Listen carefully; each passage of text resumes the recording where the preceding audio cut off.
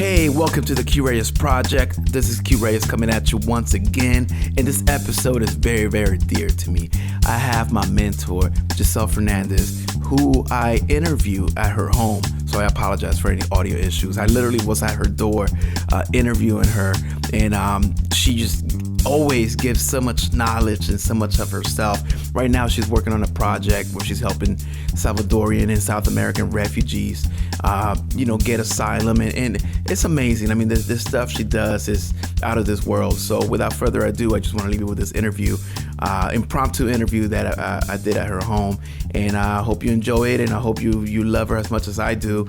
And I will leave the link where you can get involved with this organization in order to help a lot of these children that come here looking for a better life, and they end up, going through a lot just for that glimpse of the American lifestyle, that glimpse of the American dream. So without further ado, here's my interview with Giselle Fernandez. In this episode, I have somebody so special to me, so very special. It's one of my the biggest mentor since my career started.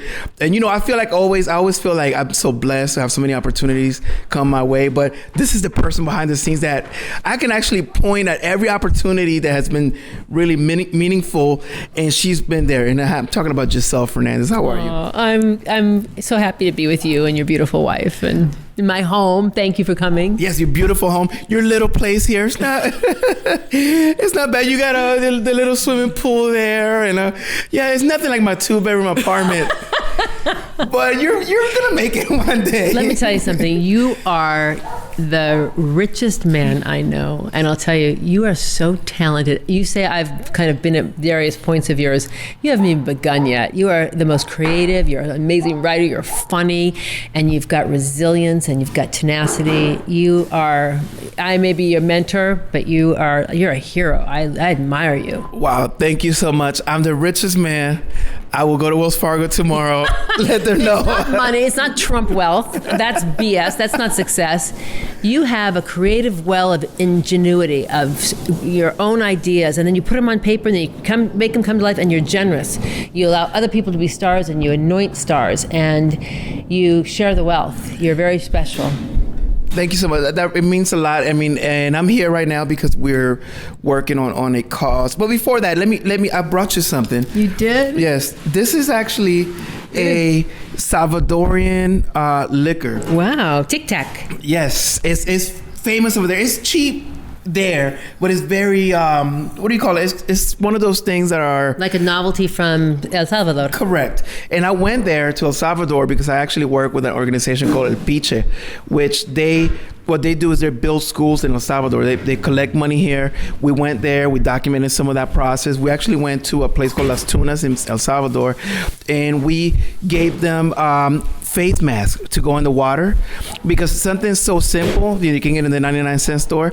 There, the women dive to get fish or whatever, and they go blind by the time they're 30 because of all the salt water every day.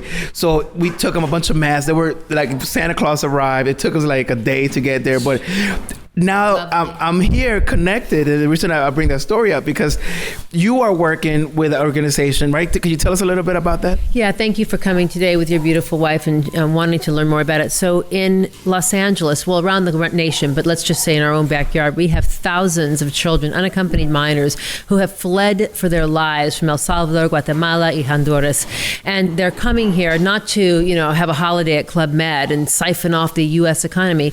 They've come here because the Maras gangs, the out-of-control gangs in El Salvador and Central America, threatened their lives, threatened if they didn't kill their own parents or arm themselves with a gun and shoot up other people and join them, that they would be killed or tortured or maimed or beaten. So a lot of these kids took off on their own with their parents' help, paying for coyote, to come across the border. And sometimes it takes a month or 3 months to be incarcerated. Then when they turn themselves into refrigerators, they try to ice them out and get them cold, and they're sick. They're kids as young as 5, 6 years old.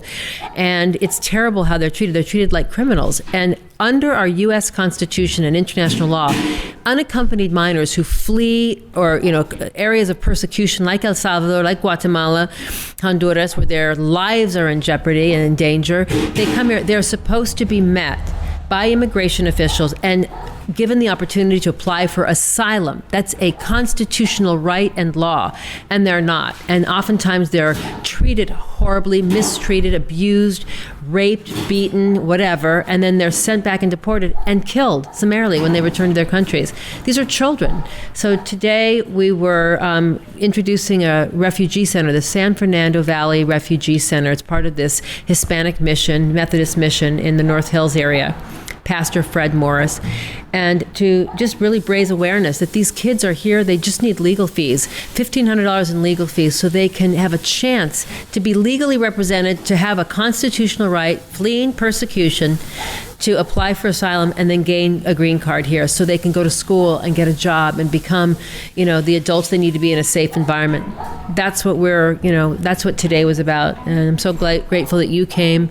It's important people know that this is happening to children. And the last thing I'll say is some people say, yeah, but those inmigrantes, they're here, they just want to siphon off. Why should we care about them? Let their own government take care of them. No. That government is corrupted and the gangs have taken over. These children are in jeopardy.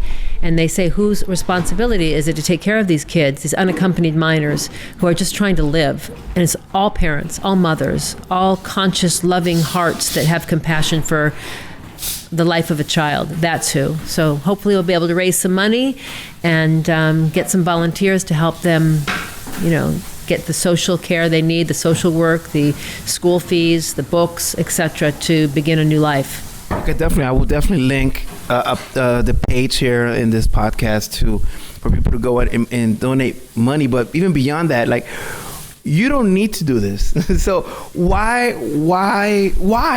are you doing this? Well, I adopted my daughter from Guatemala. That's one reason. And I see her in the face of every one of those children. But there, for the grace of God, go my child. And, I've been very depressed and disheartened. That's just using really nice language. I've been just totally heartbroken over what's happened to this country.